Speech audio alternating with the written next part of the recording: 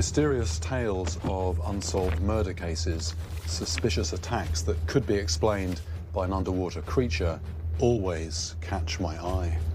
And recently, I came across a very strange case indeed. In 2011, on a beach in Mexico, 5 fishermen washed up, dead.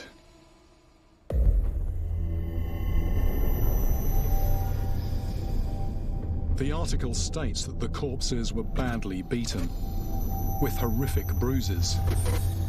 It sounds terrible, but in a country ravaged by drug wars, finding mutilated bodies is not necessarily unusual. It's what comes next that has really grabbed my attention. It wasn't the police, but a marine biologist who was called in to investigate. Because according to the report, the finger of suspicion doesn't point to a human, but to a deadly sea creature. My name is Jeremy Wade, and I normally investigate cases of river monsters. Freshwater killers that plague the rivers and lakes of our planet. This thing really is a river monster. Mysteries of the sea are outside my comfort zone, but this story about fishermen attacked by a mysterious sea creature is so intriguing, I can't ignore it.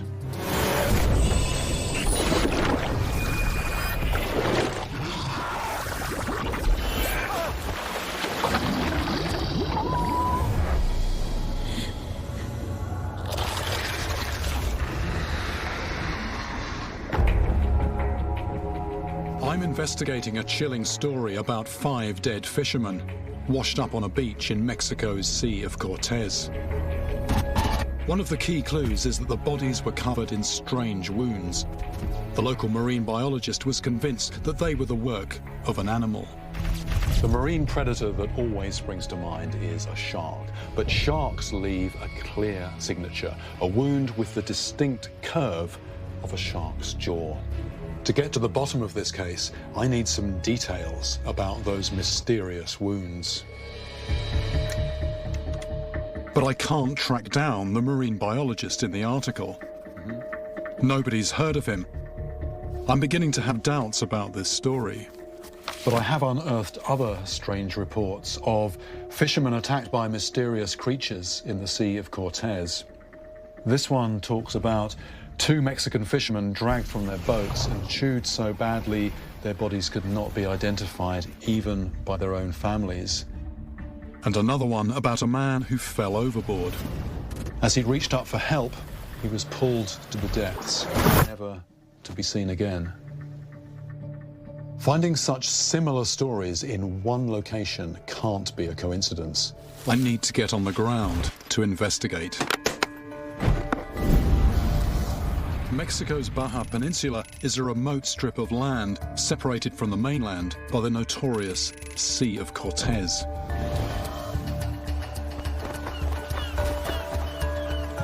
These infamous waters have a dark history of violence.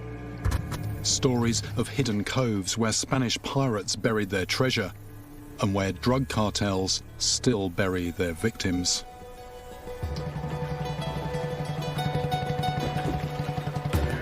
Santa Rosalia is one of the few populated areas, a remote fishing community.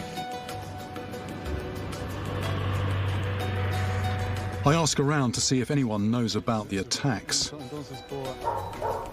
I'm told I need to go to the beach at sunset to speak to the locals before they head out night fishing. Okay, gracias.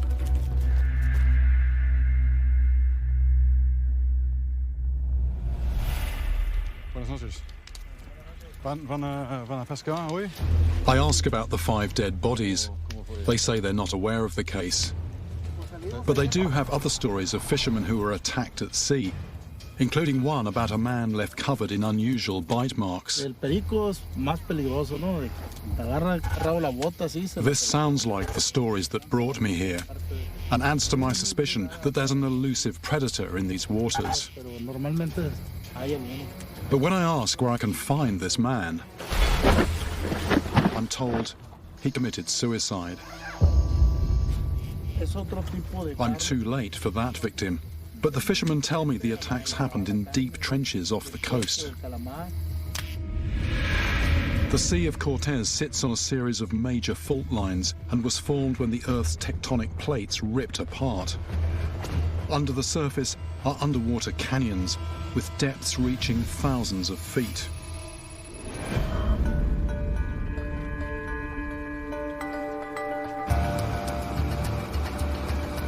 The next morning, I hire a boat to take me out to sea.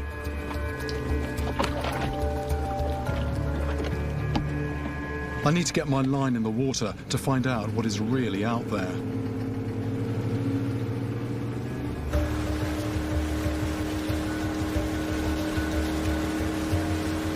As we approach the deep waters, I start to see an abundance of life.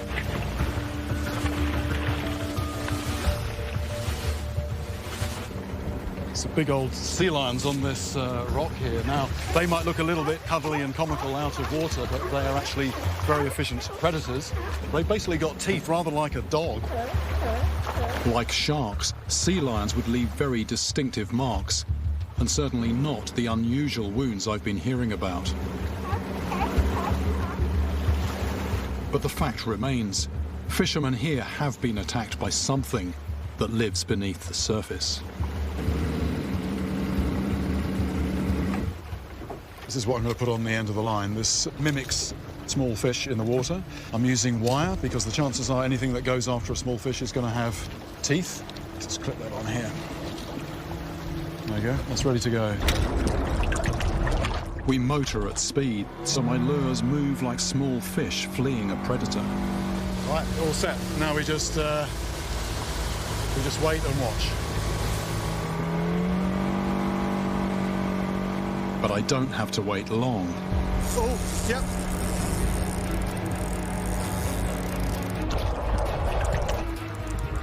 So lift, wind down, lift, wind down.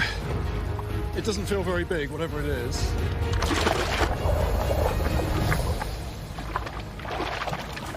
This isn't a fish that's capable of attacking a human, but it's a promising sign. Skipjack tuna. And these are perfect meals for anything larger. And the fact that these are around, I mean, it's a bit like, you know, if the zebras are around, you know the lions have got to be there somewhere. I wonder if I can use this meal-sized fish to my advantage and up my game. I'm now fishing with one of these skipjacks as bait. With a whole skipjack tuna on the end of my line, I'm hoping to attract a much bigger predator.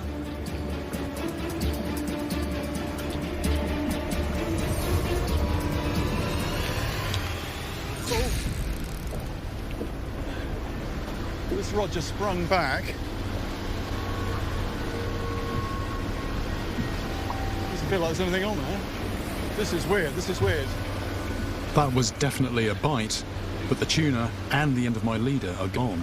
Something's just bitten through a piece of wire.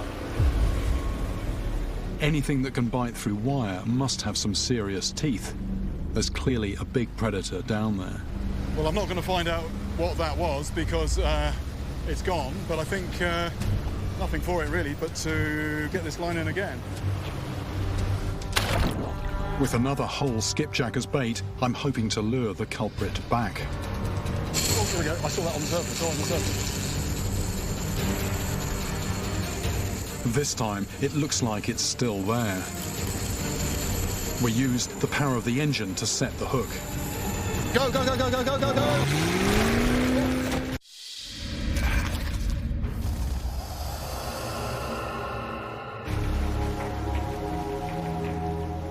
I'm in the Sea of Cortez in Mexico, investigating mysterious attacks on fishermen, unusual bites, and nightmare encounters. I'm searching the water, trying to lure in a predator, and I'm using a whole 4-pound fish as bait. Something's just bitten through a piece of wire. My metal leader has already been bitten off, so I know there's some kind of powerful predator out there. Oh, yep. Go, go, go, go, go, go, go, go! With a new line in the water, whatever's down there has latched onto an entire skipjack tuna. Nothing jumping yet. but whatever it was came up on the surface before it made that final hit. What's happening? It's off. Is it off? What's happened there?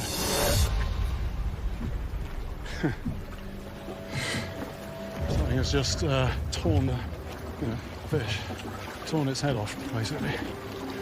The fact that nothing actually jumped out of the water, the fact that this has just been cut pretty cleanly off the rest of the body. It's cut through flesh, it's also cut through the backbone, and it's cut through the gill plate here, so that speaks very much of sharp teeth. And that sort of shape there, it's like a signature, and the signature says very clearly, shark of some sort. This would explain my bitten-off leader, but I don't think this helps my investigation. Great whites, hammerheads and makos are all native to these waters. But I've already ruled out sharks because their bite marks are so distinct. I can't imagine a shark's jaw leaving the unusual bruises and wounds I've been hearing about. My investigation seems to be going nowhere fast when one of my reels starts screaming. Yep, go!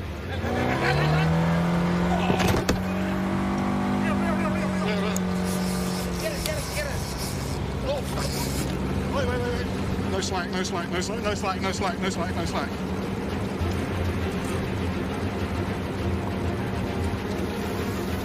on the braid now, we're off the nylon, and it's running, it's just running. Right,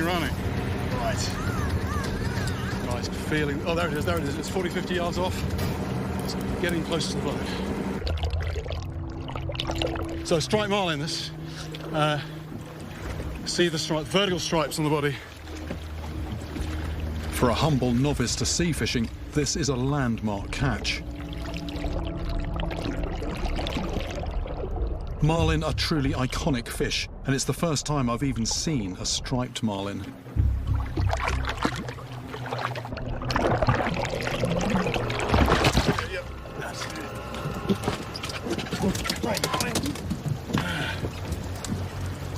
So, right, we've got very little time. We've got to get this back in the water quickly. But this is a striped marlin.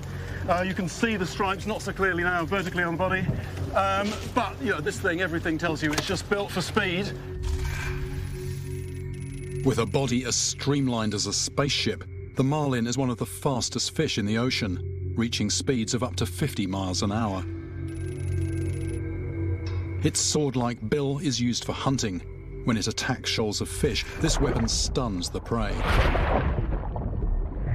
at those eyes. Those are big eyes. One very interesting thing about this fish is fish are cold-blooded, but this particular fish, it has heating for its eyes. A specially adapted muscle provides heat energy to the eye and enables the marlin to capture light more quickly. Like a high-speed camera, this superpowered vision turns a blur of fast-moving prey into a clear target. Time to go back. Okay. These natural-born killers are precision marksmen, perfectly adapted to the fast pace of the ocean. Marlin. That is a big predatory fish. Fishermen pulling in big marlin have been speared by that lethal bill. But these were accidental encounters, leaving a single distinctive wound. The stories I've heard speak of multiple wounds. I'm looking for an animal capable of a sustained attack, a persistent serial killer, or perhaps a pack of predators. I'm starting to wonder if I'm only skimming the surface of what's down there. I'm quite literally out of my depth. Regularly, the depth sounder is picking up 1,000 feet. There are times even when that can't find the bottom. And this is just so different from the kind of fishing that I normally do. I'm used to fishing rivers and lakes that are tens or at most hundreds of feet deep, but this is a vast ocean. Even more than my usual investigations, finding a killer out here is like looking for a needle in a haystack.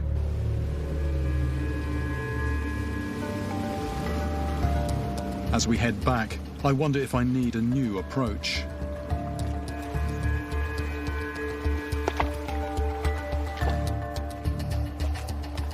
Back in Santa Rosalia, commercial fishermen are bringing in their daily catch. Wherever I am in the world, the fishing docks can provide vital clues, a rogues gallery of potential suspects. Perhaps here I'll find evidence of other big predators that prowl these waters. These are mackerel feathers. They used to catch mackerel,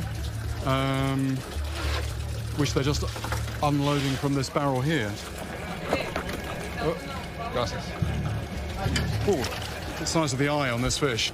This is what goes for those brightly coloured mackerel feathers there. Very nice meal-sized fish, this, but no question of this being a man-eater, though. Quite a few nice yellowtail coming in. They are, of course, predatory fish. Very muscular they are, but no way are they any danger to anybody in the water. Over the years, my many trips to docks like this have given me a bit of a sixth sense. And I'm realising there is something missing here. One thing that has struck me is all this out here is perfect shark habitat, but no sharks whatsoever coming in. And I have to say, I'm just finding that a little bit puzzling. I have definitely seen evidence of sharks in these waters, and shark meat can be highly profitable. So I'd expect to see them being brought in here. The fact that nobody is catching them is surprising. As with any investigation, an absence of evidence can be significant. And when I ask why they don't fish for shark, one man who doesn't want to be filmed gives me an intriguing lead. So I've just been talking to someone who says if I really want to know what's going on here, there's a place I need to see. It's all a bit cloak and dagger, but no, he was very clear that I need to see this place. He described a location further down the coast, which he referred to as a cementerio, a cemetery. The directions lead me down a remote dirt track, and the landscape becomes more barren. And as I get closer, You can see lots of vultures up ahead. I spot signs of death. There's something going on here.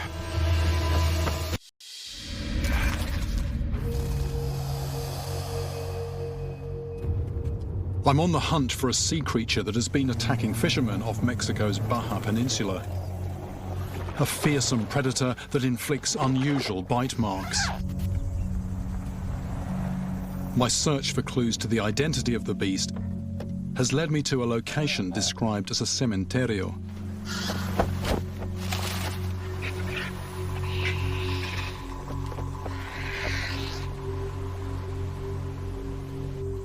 At first, it doesn't look like there's much here. This looks like just the kind of place where people throw dead fish, which I suppose you could call a cemetery of sorts. So this is... I don't know, what's that? That's a parrotfish or something like that. There's a strong stench of dead flesh, but I'm still wondering why I've been sent here. When something catches my eye. This is different. This is something different here.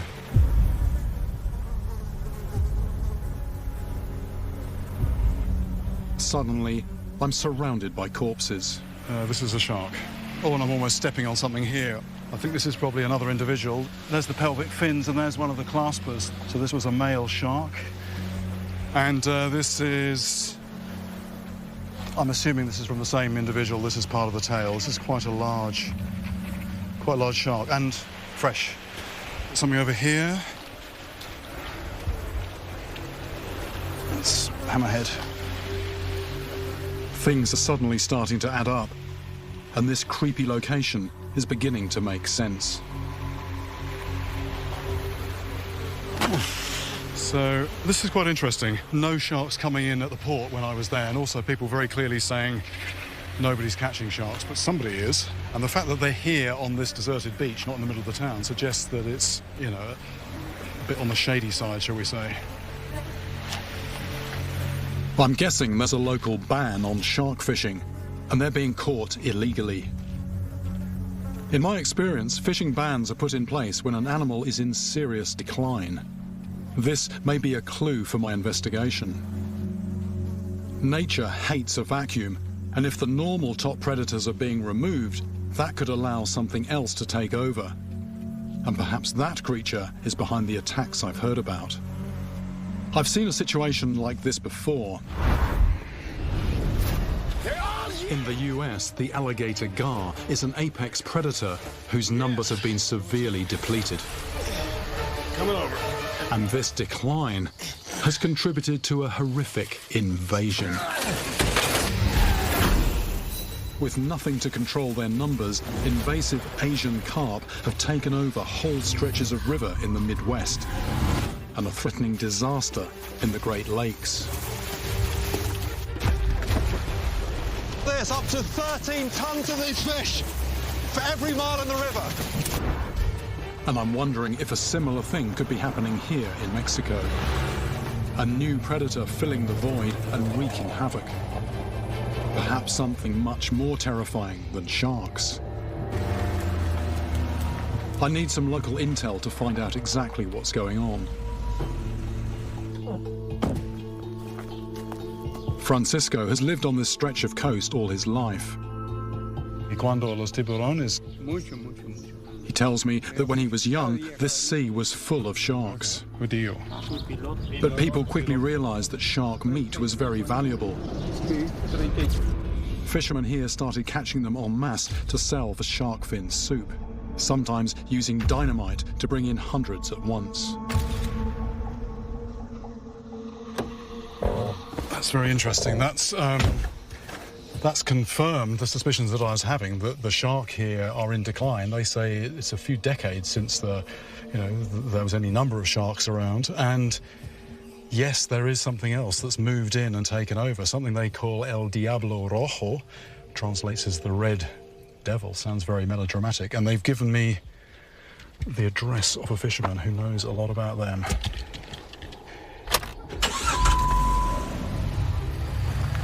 I may have my first concrete lead, the name of a devil-like beast, and a man who can tell me about them.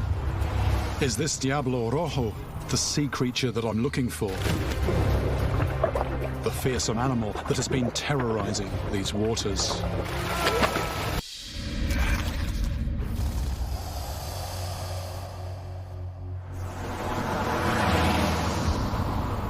I'm in Mexico, hunting for a mysterious sea creature, the perpetrator of nightmare attacks distinguished by strange bite marks. I found out that a severe decline in sharks has contributed to a new predator taking their place, something the locals call El Diablo Rojo, the Red Devil. Could this be the nightmare beast I'm looking for? I'm just trying to puzzle out the possible identity of this Diablo Rojo, this Red Devil that I've just been told about. Now, clearly something pretty terrifying, otherwise why would you give it such a dramatic name? I've never heard of a red devil before, but I have come across the term devil fish. The grey whale was nicknamed devilfish because of its violent behaviour when harpooned. But although grey whales are big, and they are found here, they're not really predators. I don't think they would attack multiple fishermen or inflict mysterious wounds. Another possibility is the devil ray. Manta rays are sometimes called devilfish, and that's down to the peculiar anatomy of their heads. They have these projections which look like horns. There are cases of rays plaguing the water when sharks go into decline. And manta rays are native to the Sea of Cortez. And they are cast as villains in some legends, tales of them circling boats and attacking pearl divers. But rays are filter feeders. They don't have the anatomy to cause the unusual bite marks I've heard about. Another thing that's sometimes known as the devilfish is the kraken. This is a mythical giant squid that lives deep down in the ocean, and they say it comes up and it drags down ships. These highly intelligent beasts, armed with barbed tentacles, are creatures of mythology. But I wonder if there's a real creature that might have inspired this myth. Don Rafa. I've tracked down the address given to me by the men at the shark graveyard. It's the home of a fisherman named Rafael. Usted es pescador de Diablo Rojo. Sí, sí. He says that when the red devils first appeared in these waters, he decided to try fishing for them. But it was no easy mission. Este Diablo Rojo es un animal peligroso. Sí, bastante peligroso. Now, he grew up here. You know, he's seen sharks, he swam with sharks, no problem at all. But he's telling me that this animal, the Diablo Rojo, is extremely dangerous.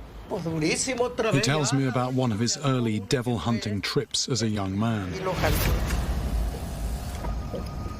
It's 11 o'clock at night. He's got his children with him in a boat. He loses his fishing lure, but close to where he's anchored, there's another boat with a spare lure. Rather than actually paddle to the other boat, he just jumped in the water. He knew there were red devils down there, but he didn't think they would hurt him. He was wrong. They attacked him from every direction. He felt the flesh tearing from his stomach and neck as they started to drag him down.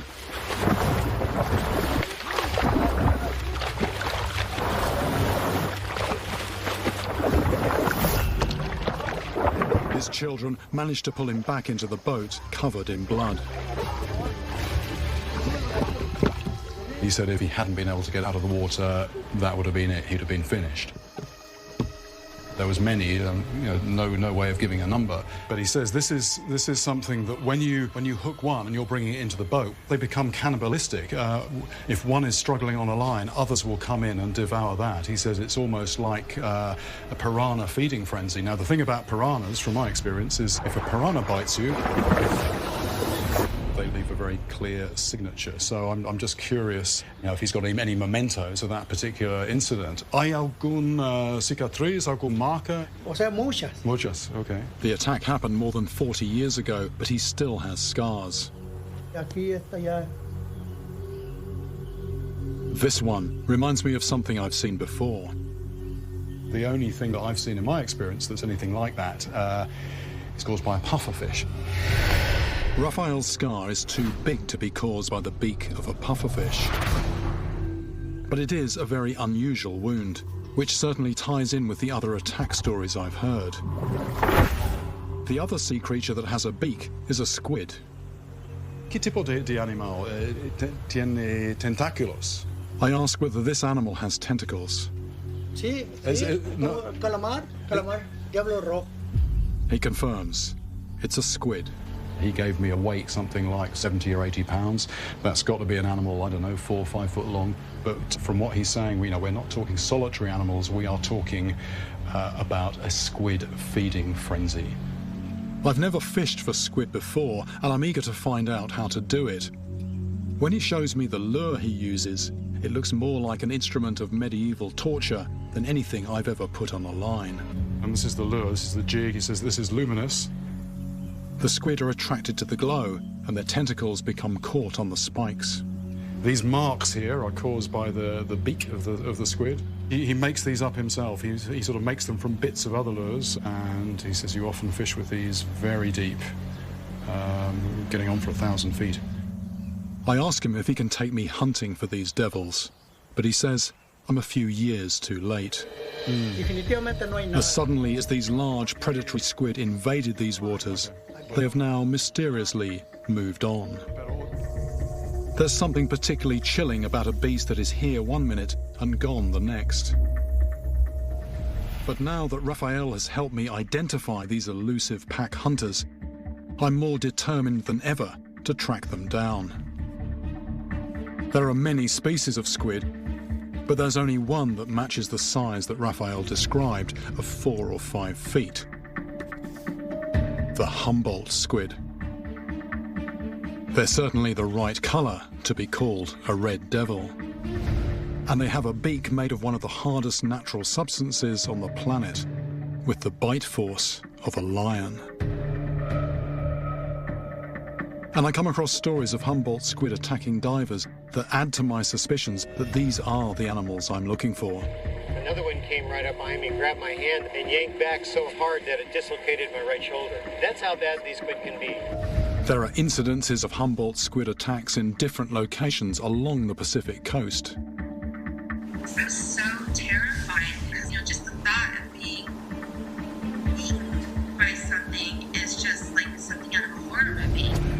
and hundreds of Humboldt squid sightings from California to Alaska. But as in Mexico, the squid seem to disappear as quickly as they arrive. With these animals having such a vast and seemingly random territory, pinning them down won't be easy. The reason they're called Humboldt squid is because they come from the Humboldt Current, which is way down here in South America. It runs along the coast of Chile and Peru. And I've just come across some pictures of some very large Humboldt squid from a place called Paita in Peru. So I think I really have to check this place out. It looks like these alien animals are being caught in Peru right now. Finally, I feel like I'm closing in on the notorious Diablo Rojo. Here we go.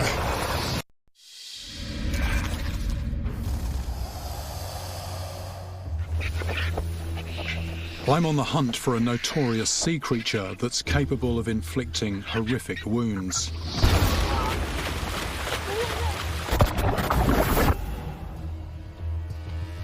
I've narrowed my search to a beast so terrible that Mexican fishermen named it the Red Devil, which I've identified as the Humboldt squid. These ultra-predatory squid move like a plague. I was told they have now left Mexico, but I've traced them 3,000 miles south to their home territory, the Humboldt Current off the Pacific coast of South America.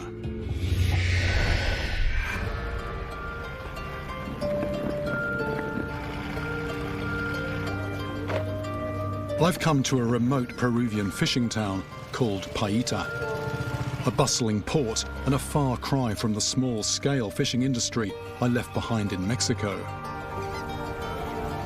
Clearly, squid have made a mark here.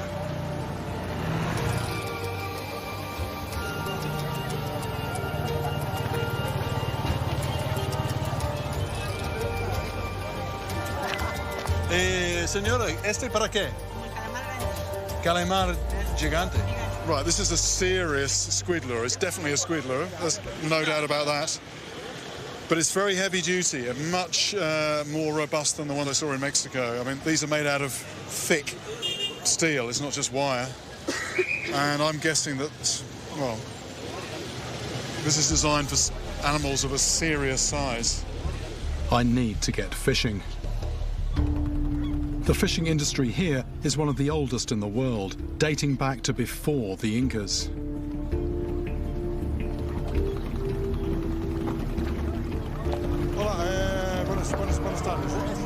With over 700 marine species, Peru is still one of the world's leading fishing nations. There's a lot of boats here. This really, you know, takes you back. You just don't see this kind of place at all very much in the world now.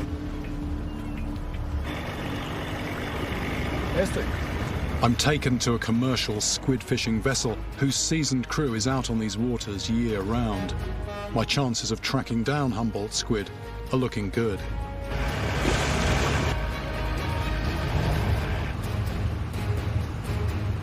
We head out into the vast Pacific Ocean. To find the squid, we need deep water, and we have to travel for days. As all signs of land disappear, I rapidly lose my sense of direction. It becomes sickeningly apparent that this is a far cry from the rivers and lakes that I'm used to. We've all been ill on this trip, not just the film crew, the boat crew as well. I thought the captain had been okay. Apparently the captain's been ill. As the days and nights blur, we continue further out to sea, and there's no respite. The relentless sway of the boat is inescapable. As soon as you actually go inside, you don't have that reference point of the horizon unless you shut your eyes. You start feeling ill very quickly. Even the sea-hardened fishermen who do this for a living struggle with the tortuous pitch of the boat. But for these men to go to such efforts to find these squid, the catch must be worth the struggle to get here. Finally, after what seems like an endless journey, I'm told we're floating above squid territory. There's no way of reaching the bottom, so we deploy a drift anchor to steady the boat, and we get our lines out. Here we go. The technique is basic, just hand lines and that vicious jig, coated in phosphorescent paint so it glows in the dark depths. This ghostly light, combined with a scrap of dead fish and the jig's movement, should trigger the squid's natural predatory instinct. I'm slightly concerned about the side of the boat here. I mean, no doubt it's all in the name of efficiency, so you can pull squid over easily, but that's actually lower than my knee. So I'm thinking if the boat's tipping a bit, if the surface is slippery, I can imagine it'd be very easy to go over the side. When Rafael, the fisherman I met in Mexico, got in the water with squid, it was only seconds before they attacked. And the fisherman here warned me that when men fall overboard, the squid converge and drag them down. And generally they're not seen again. Here we go. Whoa.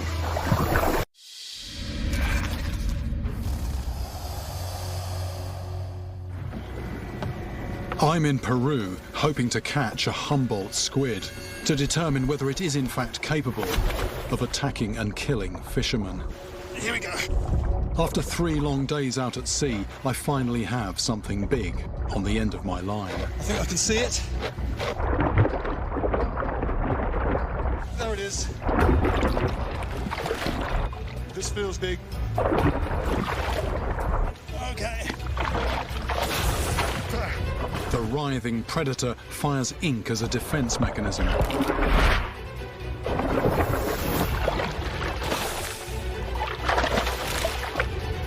Okay, coming aboard. Here we go.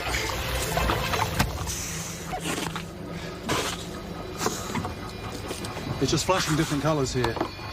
Out of the water, this squid's colour flashes from a devil-like red to inky black. So this is the beast. This is a Humboldt squid. And just what a weird animal it is.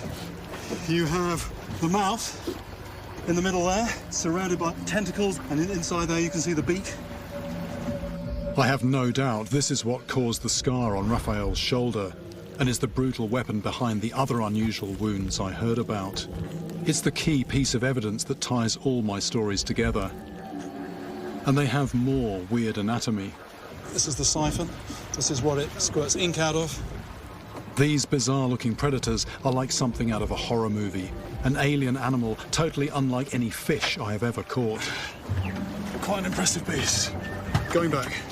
This squid is a decent size, but I'm told they grow twice as long, perhaps 8 times the weight. And there's something even more terrifying about these animals. Within seconds, another line goes. And they keep coming. Here we go, coming over. Hey! Luckily that wasn't ink. Oh! There's lots down here. These cannibalistic devils rise from the depths to attack other squid struggling on the fishing jigs. I'm told they hunt in packs of more than 1,000. Then, as suddenly as they first appeared, they're gone. But I'm left in no doubt that these are the very same Diablo Rojo that invaded Mexico. And they are definitely the animal that has been attacking divers in the US. Grab my hand and But what about the 5 dead bodies that started this whole investigation? Since I was unable to track down the marine biologist or find any hard evidence, I now suspect that story was a hoax. But I think this is a rare case where reality is worse than fiction. Although the story that launched me on this investigation turned out to be made up, the creature that I found in the end, well, it's something that you just couldn't make up. And it's all too easy to imagine falling into the water, 2 or 3 of them, grab hold of you and take you down to the depths. Anyone killed by Humboldt squid wouldn't wash up on a beach. They would disappear without a trace. For me, the thing that's really creepy about them is the fact that they're here one minute, gone the next, and they can just pop up somewhere completely different. This is a species that traveled 3,000 miles from Peru to Mexico. Where is it going to turn up next? Who knows, it might be coming to a beach near you.